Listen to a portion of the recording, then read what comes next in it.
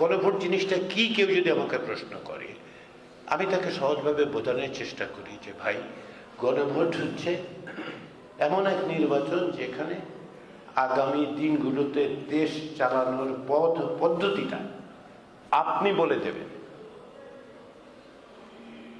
তার মানে হচ্ছে যে আপনি যারাই ক্ষমতায় যাবেন তাদেরকে আপনি একটা সীমা বেঁধে দিচ্ছে। কিন্তু কিরকম সীমা বেঁধে দিচ্ছি তার একটা উদাহরণ হচ্ছে এইবারের গণভোটে আমরা কি বলছি, আপনাদের কাছে, জনগণের কাছে, সকলের কাছে আমরা কি চাইছি?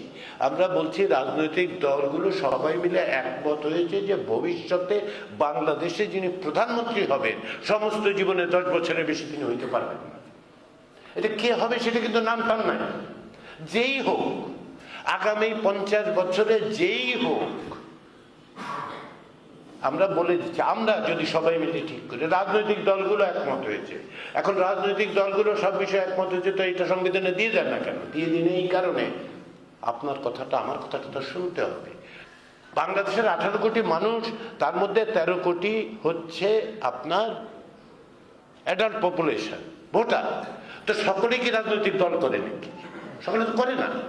তো তাহলে আপনার কথাটা আমি শুনবো না? আপনার বলার থাকবে না যে আপনি চান কি চান না 10 বছরে? আমরা সকলে মিলে তো চাই, কিন্তু সকলে মিলে চাইবার আপনার নাও চাইতে পারেন।